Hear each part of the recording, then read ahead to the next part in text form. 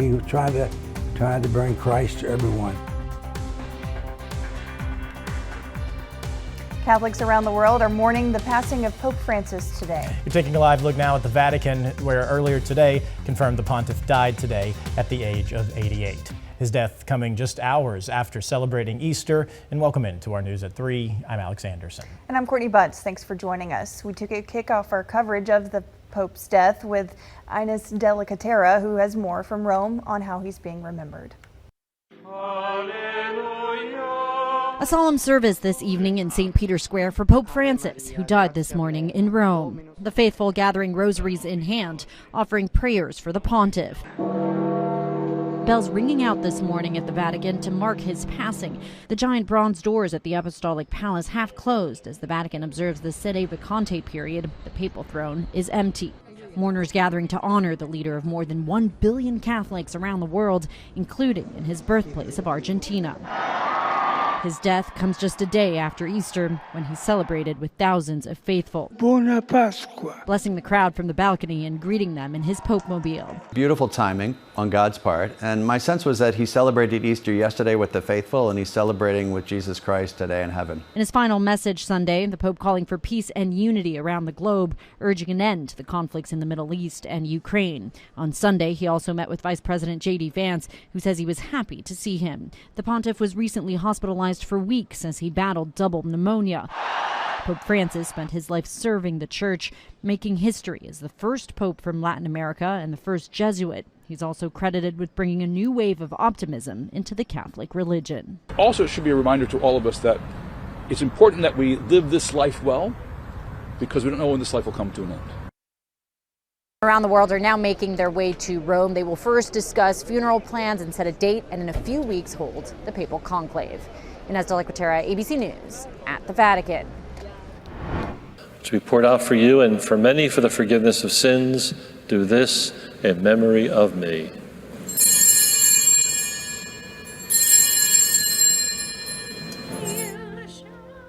Here in Shreveport, local Catholics came together during Mass to pay tribute to the life of Pope Francis. That service was led by Monsignor Francis Malone, one of 3 area men of faith whose lives and ministry were impacted by Pope Francis.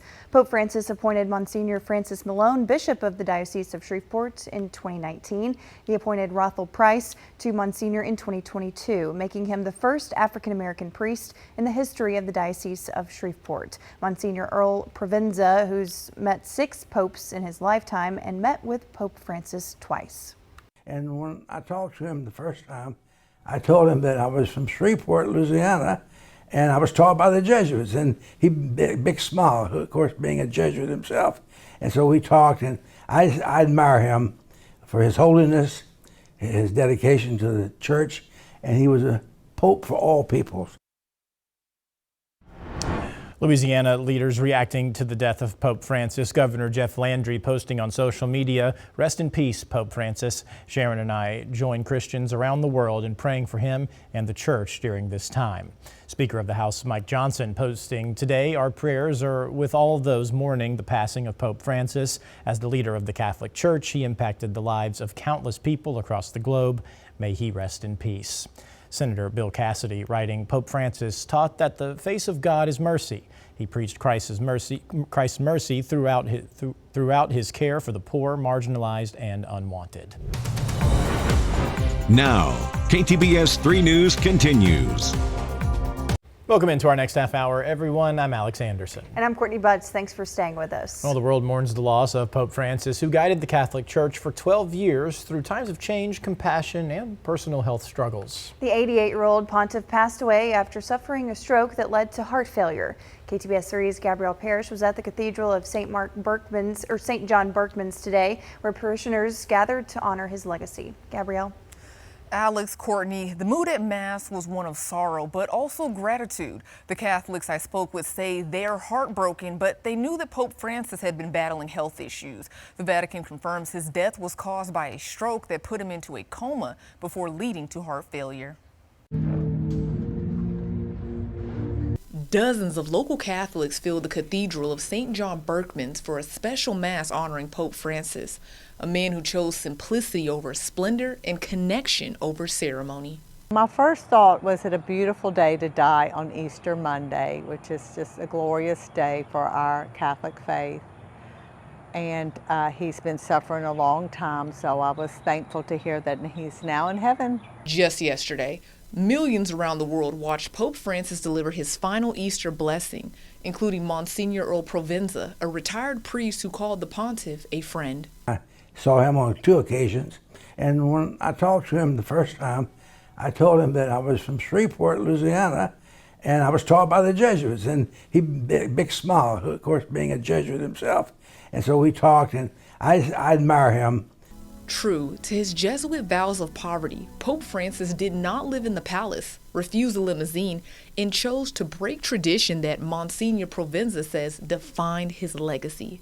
The past popes, and we priests here in Louisiana, we washed the feet of parishioners, but Pope Francis chose to wash the feet of prisoners. Bells worldwide are ringing 88 times, one for each year of the Pope's life, a call to pause, reflect, and honor a man who left a mark on history. And it is a toll. In other words, it's not necessarily a joyful sound, but it is a tolling that is done where we can stop in a moment of silence and just remember the significant contribution of this man to church history and to the world. Now, the centuries-old rituals begin. Cardinals will gather in the Sistine Chapel to elect a new pope, a decision that will take some time.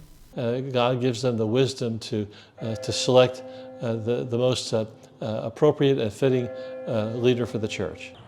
Well, that is prayers. All we have to pray for them to come up with a beautiful Pope to serve us. There's millions of Catholics, and it's so important to us to have a faith-filled Pope. So, Pope Francis was the first pope from Argentina, as he was Latin. The rest were from Europe. I'm Gabrielle Parrish reporting for KTBS 3.